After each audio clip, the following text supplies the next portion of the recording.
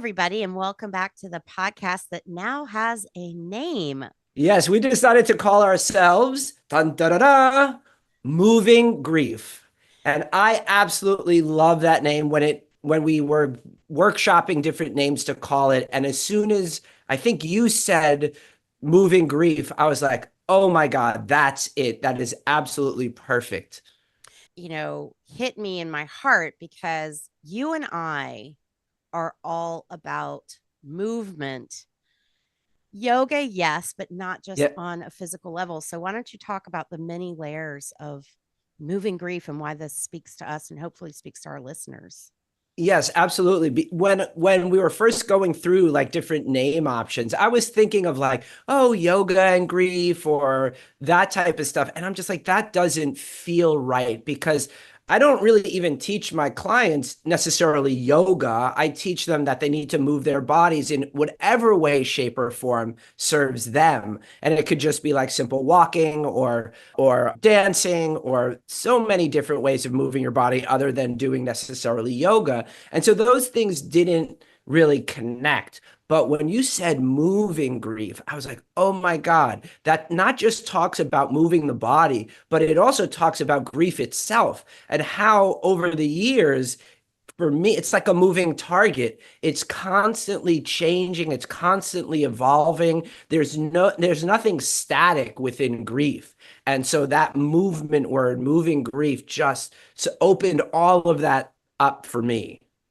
Yeah. And for me, this whole experience of mindfully engaging with ourselves through our experience of loss. And we spoke about this in the last podcast. It is a transformation. Granted, a transformation nobody chooses and that none of us want to go through. But in our many years of working with our collective clients and with ourselves, Hmm. watching ourselves, we know that how we relate to our grief changes. And I want to give an example from class that goes outside of the physical movement. In my Awaken Grief Support group, one of the members was talking about how she needed to make some space in her life for her grief. Hmm. And as we talked, it transformed into her making space in her life for the love of her mother. Hmm. And that was a reframe that worked for her in that moment that I think was very powerful. And that shows how even the experience can go from thinking about it as, oh, it's this unwanted thing, which is true, Yeah. to making space for this wanted thing, which is the love of her mother. Yeah, that's so great. And I always talk about we so often focus on the death of our loved one that we forget to bring in the life that they lived. And when we can bring in and invite in that, it everything moves and shifts because it's not just about the way they died, but about the way they lived. And I have to remind myself of that all the time, especially when I have those like waves of emotion that come that my sister was alive and she had a personality and she was stubborn and she was all of those things and all the things that were annoyed me about her are now the things that are very fond in my own memory. So it's that movement from, oh, this is annoying to actually this is a blessing. This is an indicator that she had an effect on my life and that I care because I wouldn't get annoyed if I didn't care and love. That is such a good point, and that makes me think of my relationship with my stepfather and how it changed. And there's definitely a right timing to this.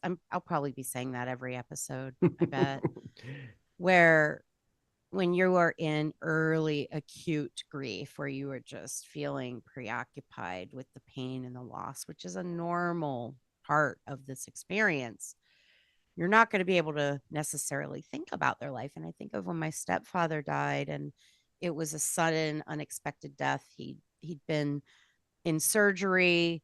He checked himself out of the hospital early because that is who he is. He walked through the door of his house, and we now know he had a pulmonary embolism. Hard to say, hard to experience. And that was quite shocking. And because I walked into the house shortly after while the EMTs were there, that image was very much imprinted in my mind. And for probably about 3 months, I was having a trauma response where if my eyes were closed, I might see that image. If I saw an ambulance or a certain color red, I would be transported back to that moment. So, for a period of time, all I thought about was that scene. Here we are about, ooh,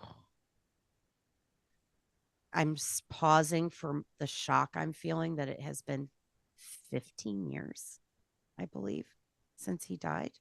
Wow, 15 years. And when I think about Tom Clark, who was a very difficult man at times, he was also such a wonderful man at times. I think about all of it, right? I think about the times we laughed, those little moments. Like I remember the first time I met him and we had tacos and those joyous things. I remember the fights we had and I kind of miss those because that was an indicator he was here. But I don't think about that death scene so much unless I'm talking about it like on a podcast or for professional reasons because it has moved. The Yeah. story has moved. My feelings have moved. Still miss him like can't even believe. But the texture of my grief has shifted. Yeah, 100. And I also like, as we're talking, I'm also realizing that so many grieving people feel stuck. Like they get to a point where they feel stuck. And another layer of moving grief is that you can never be stuck, right? Like you were only stuck because we've hit a plateau and then we need to get to the next level. And and the way the grief gets stuck inside of our bodies, it doesn't actually get stuck. It may just be living there temporarily. But when you become aware and mindful of where you hold your grief inside your physical cells of your body, then you can do things to move them through and move them out. But just know that you're never stuck. You're just in the same place for a little while. And I always say to my group and my clients and to myself when I'm feeling stuck with anything is, they say time flies when you are having fun. Hmm. Well, when you are not having fun, when you are grieving, when you are in pain, time stands still. It feels Mhm. like, the hands of the clock have stopped. And that's a sensation. And it's a very real feeling of stuckness. Like, I don't want to say that people aren't feeling stuck. We do feel it, Yeah, but we want to give you that potential. There's potential in there. So let's talk because I agree with what you say. And I find for many people, the gateway out of feeling stuck is moving the body. So let's talk about, and if you want to go there, let's talk about movement in your body and your grief. And then we can sure. do the Yeah. same. So the thing that was the most enlightening for me as far as movement goes is that I had started practicing yoga before Lauren passed, and I had a fairly regular practice. I was practicing a few times a week and pretty regularly.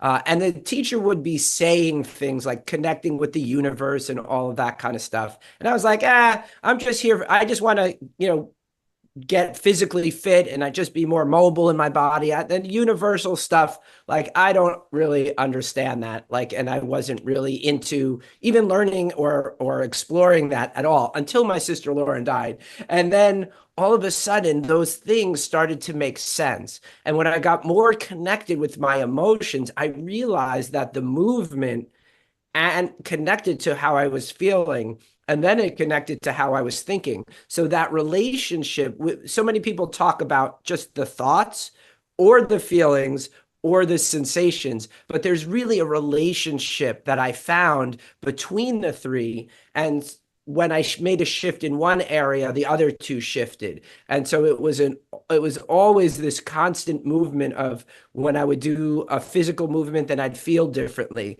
And then I would also think differently, and then I would act differently based on that. So it became like a cyclical a cyclical process for myself. And so for me, movement is absolutely critical because it goes to places where sometimes talking doesn't get to, because we talk from usually our head or our heart.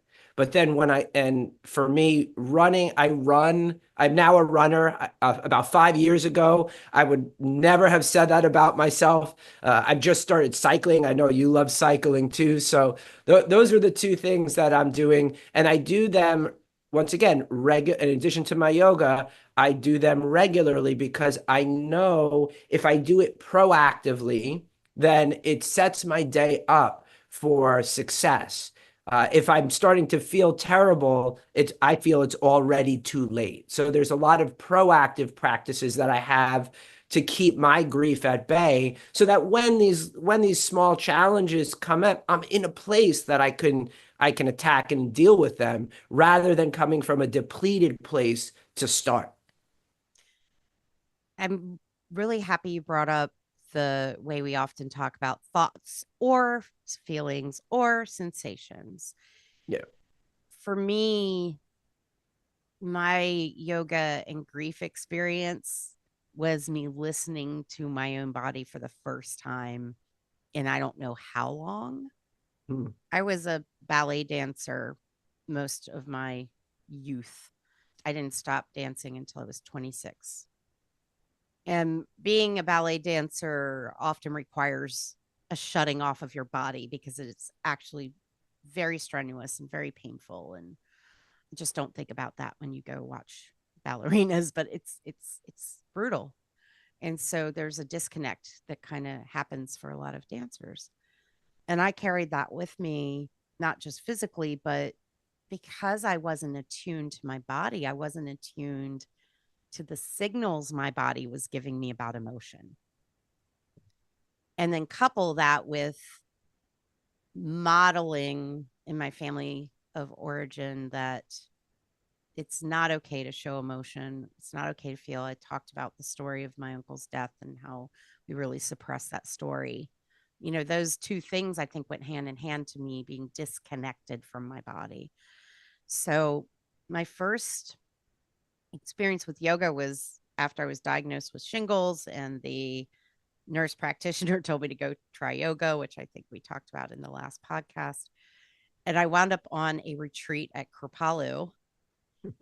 And it just so happened to be about 3 weeks after 9/11, Wow. which was a very globally painful experience. And when I arrived there, attendance was very light. A lot of people had canceled their trip. And the people who were in my group, because it was in New England, many of them had lost friends, family, colleagues in the trade center. And there was a lot of grief in that Mm. group, right?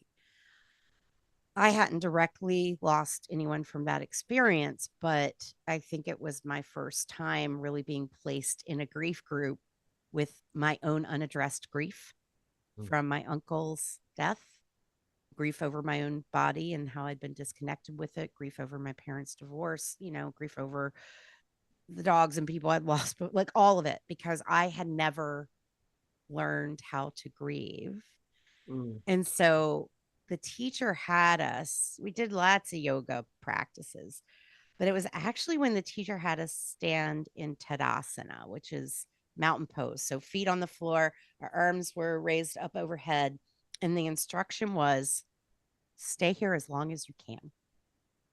And when you can't, you can move into child's pose, you can lay down, you can go for a walk, just stay here as long as you can.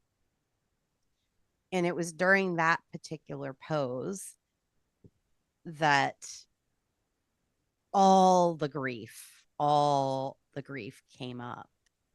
And I think part of it was it's the first time that I really turned towards myself and paid attention to the sensations in a mindful way. The ballerina would have cut herself off from the pain, Mm. but the budding yogi just was saying yes to everything that came up, and I wound up collapsing in this sobbing heap. And that's really the moment I think where my grief transformation began. Yeah. Well, as you were telling your story, I just was thinking of my own sort of childhood and how disconnected I was from my body because of the conditioning that I was instilled by even my parents, like, and society, like, oh, you're the fat kid. Because I was growing up, I was the fat kid that got always picked on last for sports. I was never athletic, not fast, and all that kind of stuff. And having those messages of you're fat, you'll never be good at sports, you'll all of that conditioning just really drove into my brain and conditioned me to be a little disconnected from my body. And once I started practicing yoga, it connected me right to my physical. And I made so many life changes, and realizing now lifestyle choices make a difference. They make a huge difference, not just in your physical health, but in your emotional and mental health as well. Because when your body is healthy, when you are getting the micronutrients that you need, and the macronutrients too, your brain can function more optimally, and you're able to deal with things more effectively. But I had to like recondition my nervous system. It took me many years to think of myself as not the fat kid, but the fit person, because that took a long time to recondition. That the same thing I think happens with our grief, that we start to condition ourselves. If it's not dealing with our grief, we're conditioned to not dealing with it or being disconnected. So that's why it's so important to get back to the body and tune in and see where you're holding on to your grief and how to let it go. How to And let it. that's not, I don't, yeah, I don't like, as it came out of my mouth, I didn't like the way that sounded, right? But let the grief go from the cells, like not the person, obviously. Yeah, how to move the grief, right? Yeah, And I right. get why you said let it go, because there's like this feeling you get in your body when you're doing deep relaxation practices. Mm, There's this unfurling, this unwinding, this release. yeah. And it does feel like a letting go, even though we all know you didn't mean let go grief. Like that's I think the problem. We have these yoga words we use. Well, and I think it's important too to talk about like our language that we use for Mhm. grief too. That's another huge thing. Yeah. Like, that letting go usually comes from society, and oh, just let it go, or are you over that kind of stuff yet? And then we internalize that and then create the definitions that we have. So, like my definition's a little different, but as it came out of my mouth, I knew I was like, ooh, that's I need to backtrack on that just a little bit because and change the languaging. And everybody listening is now singing Let It Go from Frozen. Oh And if boy. they weren't, they are now. What Um, a good movie about sibling relationships. So absolutely. So let's talk for people who are new to the idea of moving grief, mm, of through that lens of listening to your body in a holistic way, that we're not just talking physical, we're talking emotional, spiritual connection, even continuing bonds with your loved ones. Because I know yeah, personally, and I have many clients who kind of eventually might almost have a felt sense of their loved one in their body too. That yeah. shows up. Oh, 100%. Yeah, I think what sometimes happens is that I mean, there are the mirror neurons that happen with our loved ones, and I think we pick up on some of their idiosyncrasies and their personality, and just even sometimes the way they died. I have a few clients where everyone holds their grief in their body in different places, and sometimes it mirrors the way the person that you love died. So there was a woman that was having some respiratory issues. It turns out that her sister passed from a respiratory illness. So it's really interesting the way that happens. And when you start to be able to notice that within your own physical body, just by noticing where the sensations, when you're in those deep moments of waves coming over you, like notice where you feel it in your body and notice where the sensations are living. Because as I said, each one of us there's no map. Each one of us has our own kind of internal map that we use. Absolutely. The point about sometimes taking on symptoms, sensations, feelings of the person who died. That's one thing I was surprised to learn, but that was actually taught in my thanatology master's program. And I was glad to know that because when Tom died, which was during my last semester of that master's program, I started to feel a really specific chest pain near my heart. And Tom had had surgery around his heart. We do always say it is good to get these things checked out. Oh, right. Definitely, for sure. And also, if nothing presents as being physically wrong, sometimes that's a sensation that needs tending to. So, you talked about paying attention to where sensations live in the body. This would be a great time for us to get really practical. Yeah. Do you want to offer your tool for how Yeah. to connect? Yeah, so one of my favorite ways of doing that is and it starts usually the same way, obviously with the breath, because that actually determines like what's going on in our nervous system, and we can modulate our nervous system using our breath. But just sitting up nice and tall, closing your eyes, and bringing your hands onto your heart, and then just breathing into your hands. Just feel your chest lift and fall.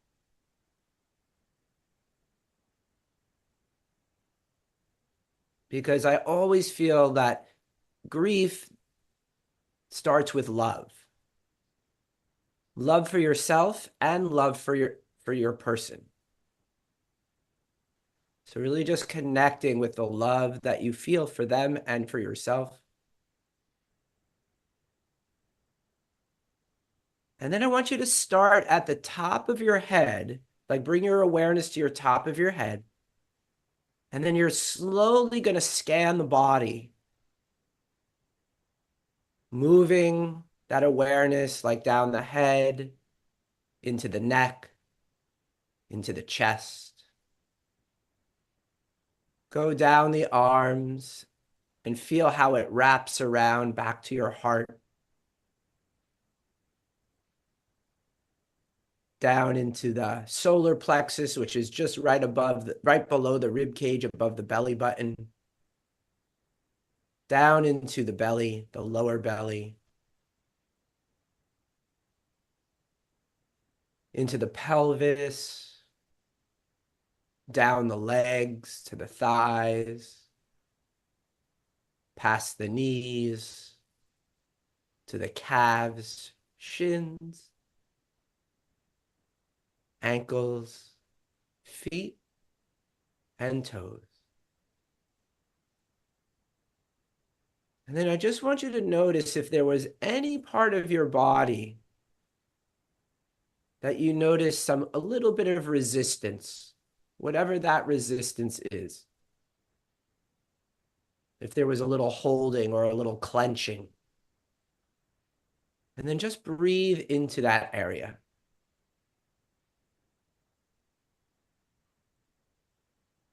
And just notice. No judgment, just awareness. And just send the breath. Let that body part expand as you inhale and contract as you exhale. It's that movement, an energetic and physical movement of the breath.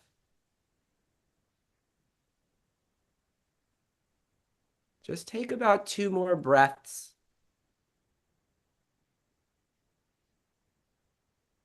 And then I want you to take your awareness and expand it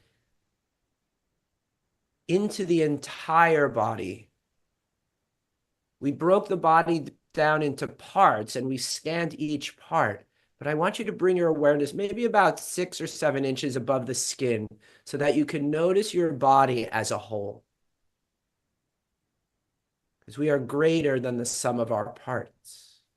And so we have to always acknowledge the whole of ourselves. Just take a moment to observe, to reconnect. Yeah. Just take about 2 more deep breaths.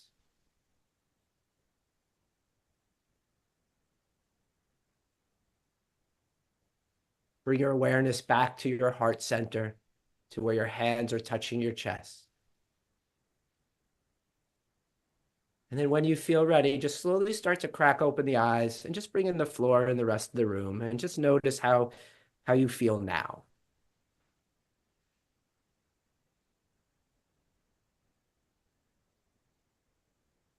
I'll go first with my share. Sure. I feel grounded, peaceful, and a lot more still Hmm. than I Yeah. was feeling before. Yeah, I'm feeling a lot more expansive. Like, so when I'm feeling grounded, yes, but also expansive. That like, and I just, it's the breath. It's the inhale and the exhale, right? It's the inhale that expands and the exhale that sort of that grounds. So it's like I kind of feel that balance between the two. And I always love that body scan just to kind of get really just reconnected with the physicality of who we are. Building on the word expansive, mindfully tending to grief helps you see all the things that are happening in your sphere of awareness. Hmm. When grief really hones in our focus on the pain and the heartbreak and the sadness, where we are cut off from paying attention to our body, to our needs, maybe even our need for basic things like water or food, Love too, right? Our need and for love. our need for connection, our need for love. Mm. And the body scan practice that you just led us through, to me, is both, it's metaphorical and practical, in that paying attention to everything, because we're not just honing in on the part that hurts, we're noticing everything about us. Yeah. And as you're talking, like I'm just thinking we're both human and we're divine, right? And we need to recognize that we're both, that there's lessons that we're learning, but yes, we're also in pain because of it. And so it's that, flying above the way the airplanes, it's all cloudy and then you fly above the clouds and it's bright sunshine, right? So it's remembering that, yes, there's both at the same time. Yep. And to me, that's why the ampersand sign to me is like the ultimate symbol of mindfulness in a funny way, because it's like this and that. It's all is Yeah. true. Yeah. So I want to offer my practice. And again, I'm going to build on yours. And I We do love not discuss this we beforehand, so so it is totally just we are really bouncing off of each other. you and I are So in yeah, sync. This is why we wanted yeah, to do this podcast. So 100%. when I lead a body scan, Mhm. one of the practices I like to invite people to do, invite our listeners to do, invite you and I to do, although we're going to do this imaginary in our heads, is to get a piece of paper and 3 different colored pencils or crayons. You draw an outline of your body. If you want to be really Ah, thorough, you could do an outline of front or back, front and back, which is probably a good idea. And you use one color for pleasurable sensations, a different color for unpleasurable sensations, and the third color is for neutral sensations.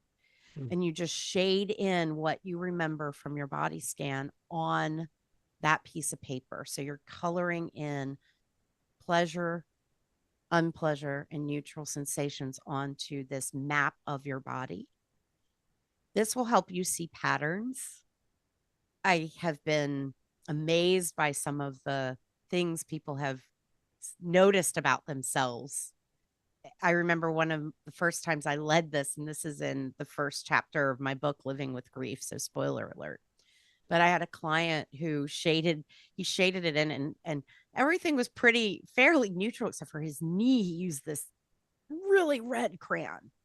And I also noticed he pressed really hard. I mean, he was very emphatic about the displeasure his knee was feeling. mm. And we talked about it and I was like, yoga can't fix everything. I'd like for you to go get this checked out.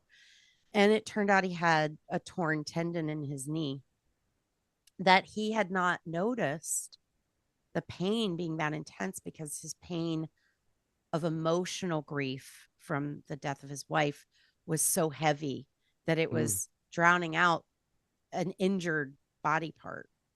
And he did go get, you know, the help that he Mm. needed from a professional. I could not fix that. So, I also have seen people notice, oh, all of the unpleasurable sensation is on one side of my body. And then that gives you data where you can then pay attention. How are you moving? Maybe doing some more stretches. So it takes that beautiful experience you led us through that just left us with this great feeling of being connected and gives you some insight that you can use to move forward as you craft your self-care plan. Yeah, I absolutely love that add-on. There are times where I've run actually workshops where people scan their bodies and then they like draw images even, and it becomes more like an arts and crafts project. And then it winds up telling a story, right? Like it tells a story of, why you're feeling the way you're feeling, and you can really outline what's going on in each body part, and then you can create a different plan to deal with each of those things. That's very helpful because you're using metaphor. Yeah. So often we don't have words for Hmm. what we're feeling with grief, but Yeah. images can express the emotion or the hope that we have or the pain that we have. Yeah. And when you were telling the story about the guy with the knee pain, like it just reminds me that we hit a pain threshold, and sometimes it really takes away some of the other stuff that we're dealing with, and then we get used to a certain level of pain as standard operation of the vehicle. But in fact, that's not what our body is really designed for. Our body, we feel pain because it's an indicator that there's something that we need to attend to, and once we attend to it, that pain theoretically should go away. But if we don't deal with it, then we get used to it, and it just it can get worse and worse and worse until there's a breakdown somewhere. It would be like you needing oil for your car, not putting the oil in, even though the check engine light goes on, keep ignoring it, and then eventually the car is going to break down. Also true for emotions. Yeah, right. We often Yeah. talk about how difficult emotions are messengers. It doesn't mean there's something wrong with you. You're not bad, you're not weak. It is your system telling you something is out of balance and something needs to be tended to and held with compassion. And sometimes emotions can be great motivating forces. Like, so all emotions are energy in motion. And if you can, like, back to our motion again, right? Our movement, if we can tap into those emotions, even sadness can be a great motivator. For me, the emotions I felt by being the fat kid in school motivated me to do something different, because I felt that way, and then I took that emotion and transmuted it into something more creative and more productive for myself and for me. A lot of us won't seek out help for something until we just can't stand how we're feeling. Yeah. We're sick and Correct. Yeah. tired of being sick and tired. Or how many Hmm. times does someone show up to you for grief support when they're like, I just can't be like this anymore? Yeah. And Yeah. true for you and I too. You and I are no different than anybody listening. We are all on the same level. And so yes, it is a motivator. And I think there's a biology to that. For sure. And like for me, even like I didn't get help for my grief for a good couple of years. I didn't even realize that I was supposed to be, figuring out ways of processing it, until it became, maladaptive in my life. And, I was eating too much and drinking too much and not, doing the things that I needed to do to move myself forward. And then I'm like, wait a second, I have to, something's got to change, because if, nothing changes, nothing changes.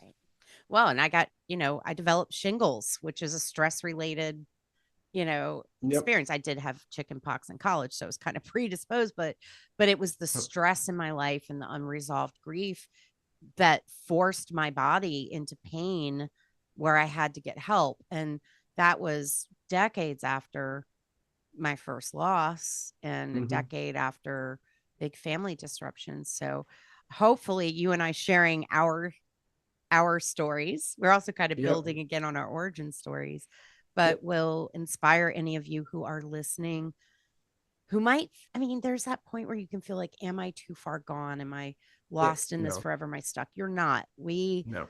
We hope that this podcast helps, and you can certainly reach out to us and other grief professionals or whoever, that it does sometimes take somebody outside of yourself to show you how to move Yep. through this grief. Well, and the thing is too, is that it's never too late, and don't judge yourself for not taking action sooner, right? What you said earlier about timing is everything. If you had gotten help earlier, it may not have been effective, and you may not have been able to hear that message that that you're getting help for. But now is the right time. They always say, when's the best time to plant a tree?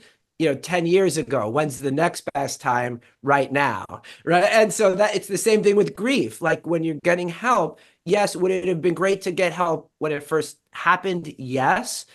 I love working with the newly, I use the word love, but I really appreciate, this audience will They'll understand that for understand. You sure. love serving that I love population. serving the newly bereaved because the conditioning is not quite there, and they're more malleable because they're in this interesting space. And so with that conditioning and that training and that movement, it works out.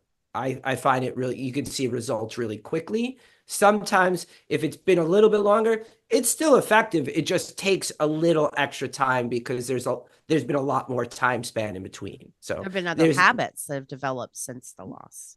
correct. A lot of more ingrained. The habits are more ingrained. And that's all that it is ingrained habits.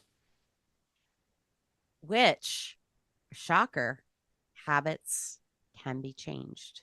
Oh, ooh, I ooh, know, yeah. not over identifying with your current coping skills.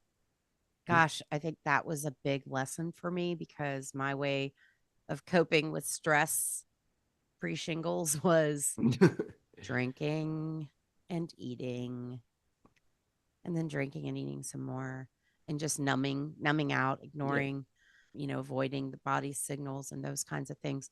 And there was probably a time where I would have just been like, this is who I am, this is my identity. But God, I am in such a different place now in terms of how I cope with things because I learned the skills. Yeah. Well, and it's always a learning process. Like I'm still learning skills. It's been 26 years. Like things are always in movement. It's in constant flux and constant change.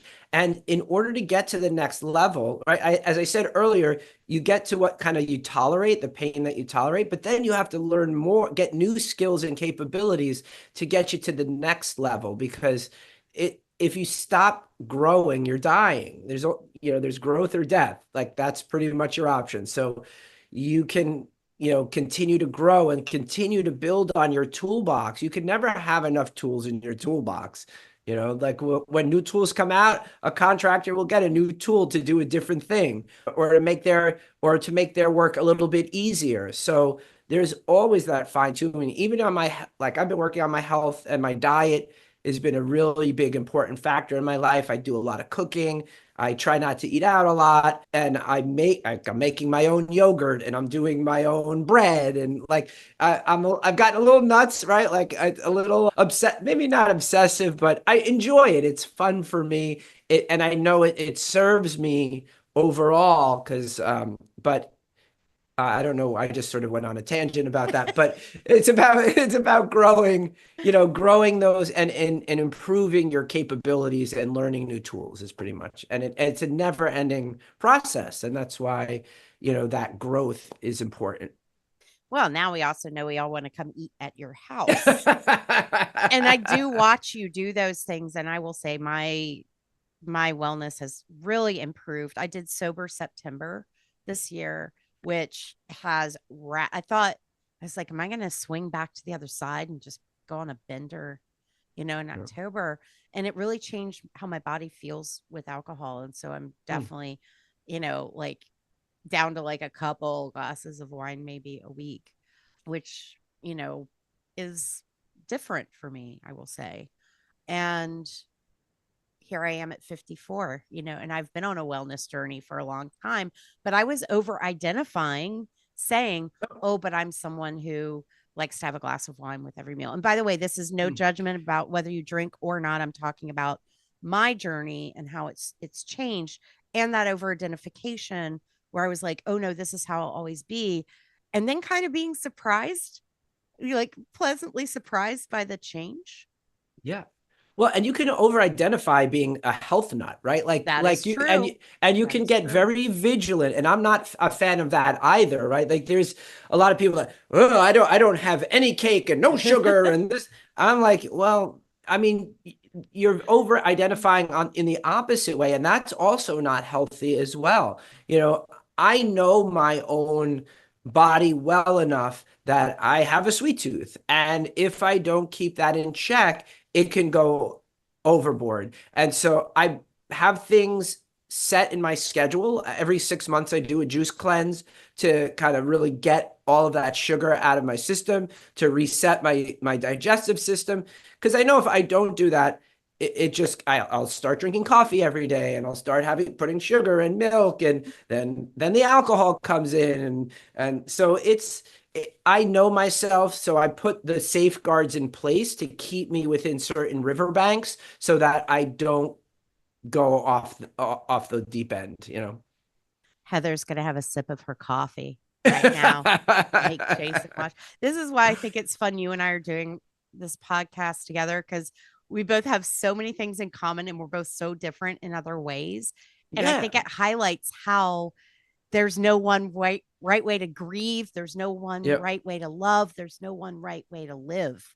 Yeah, And 100%. Like, yeah, you have to tailor it to you. Like, because your triggers and your behaviors are so different than mine, and you just have to figure it out for yourself. And that's why even with people I work with, if something I say doesn't resonate with them, that's great. Like, then don't do that thing, because you tried it, it doesn't serve you, then let it go. There's nothing wrong but giving it a good shot and seeing how that is. Like when you did with dry September, you like, all right, let's see how this goes and see if it's going to serve me. And it changed your behavior in a certain way. And you can continue to do that or not. And but it's the choice. That's for me, it's all about coming down to choice, even with grief and emotions, right?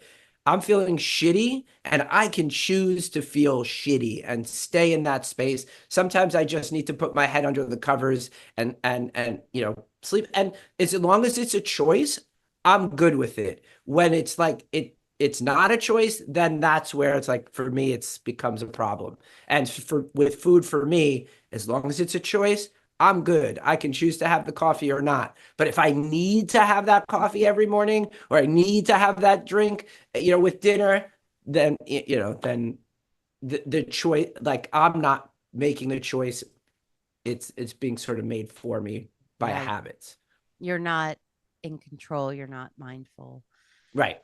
Yeah, that makes sense. And grief is not a choice, it is a natural reaction to loss.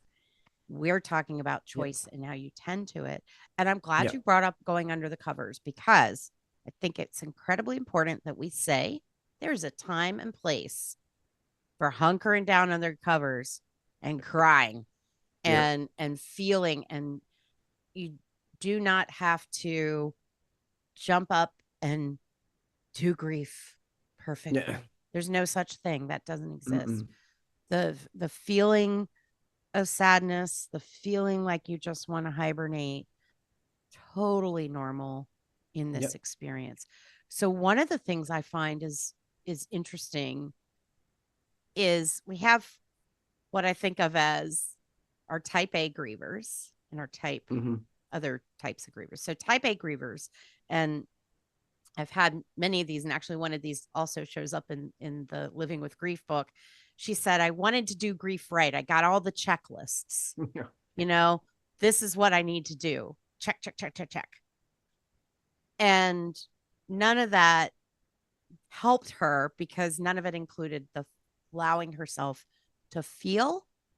Mm. And I always think, grief is like a slow cooker. This is not Yeah. a microwave. This is, do you even have a microwave? Don't answer that. This is like, it's just a slow process that you have to let unfold while also doing some things. It's kind of interesting like that, right? And so allowing yourself to feel the full range without forcing yourself to skip over them because you aren't going to be able to skip over them. Yeah.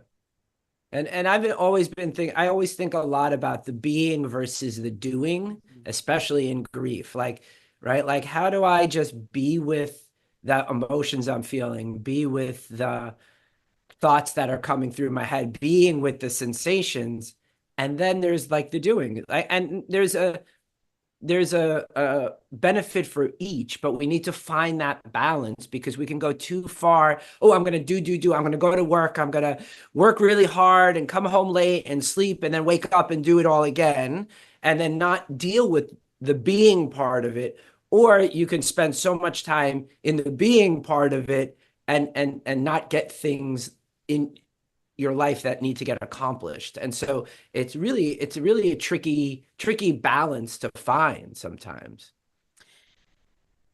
That one that takes me down a whole other topic, and that's the dual process model of coping with bereavement by Strube Yeah. and Schutt, which is a thanatology concept, a death and dying academic concept that we oscillate back and forth between tending to the pain of loss Mm. and loss related tasks Yep. and living our life, Yep.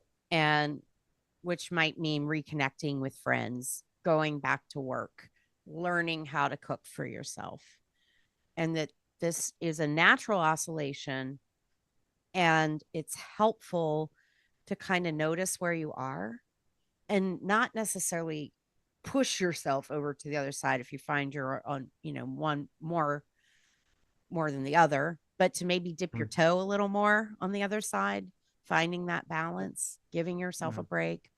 I was super happy a couple weeks ago when one of my clients said, I decided to stop reading grief books and pick up a fiction book. Yeah. And it was like, okay, this is movement. This is Yeah. movement. Mm-hmm. Again, right timing. Okay. Yep. We're way down the road. Um, but to actually enjoy reading for the pleasure of it and not just be focusing on the healing and the grief, which was important too. Yep. Yeah. Balance.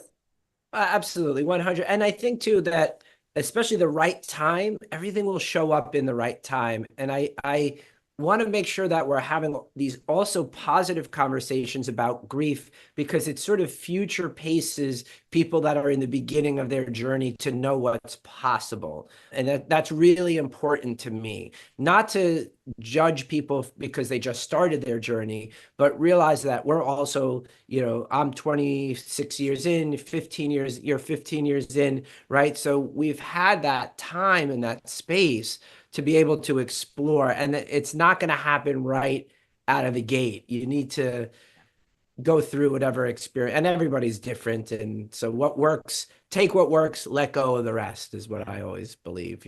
Yeah. And I want to say 15 years in with Tom, but with Doug, I Oh, am right. 45 years in. Yeah, Oh right, my right, right. gosh, am I that old? Yeah. It's Thanks for great. not mentioning that. I'll call myself on it. But I mean, that's the point. And I think you and I are motivated in our work to show people hope, to Yeah. demonstrate hope. And so I think you are doing that by living your Mm. life the way you do. I hope I am doing that, Yeah, you showing are what doing is that too. Yep. possible. Doesn't mean Yeah. that you all are going to have to go out and become grief therapist, but there'll be different ways where you find yourself.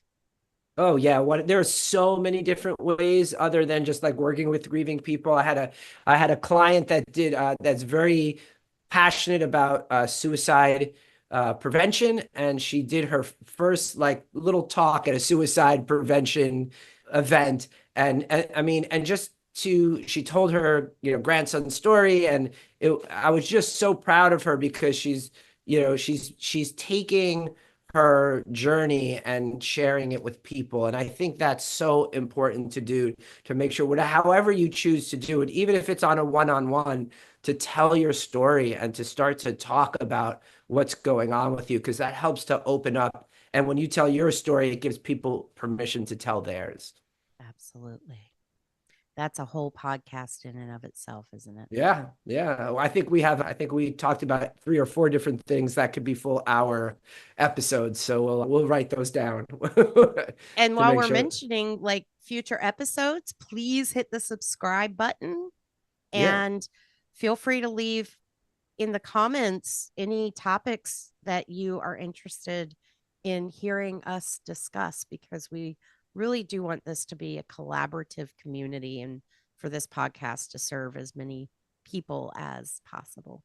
Yeah. And I love that we're taking these steps even before we're necessarily ready and getting these episodes out there for people to hear, because it's a little like I'm like, okay, we're gonna do this. And we just took the next logical step, which is a good modeling for everybody who's listening, is don't worry about the end result. Just take the next step in that direction, whatever that direction may be. So you don't need to know all of it. Just take the next step. Yeah. It's kind of a paradox in that, like having an intention, like I want to Yeah. be on the other side of this, whatever that means. I mean, because you're never really on the other side, but I want to be to a place where my grief feels like it has moved, where I Mm. feel more peace, where I feel more connected to the love than the pain, kind of holding that gently and Mhm. loosely while taking a step. And even if it's not, even if it's a step where you're like, oh, I tried a yoga class and it wasn't for me, that's okay. Maybe you do, Yeah. like me, prefer being on your bicycle and going 20, 30 miles really fast Yeah. on a flat stretch because he'll slow you down, whatever your thing is.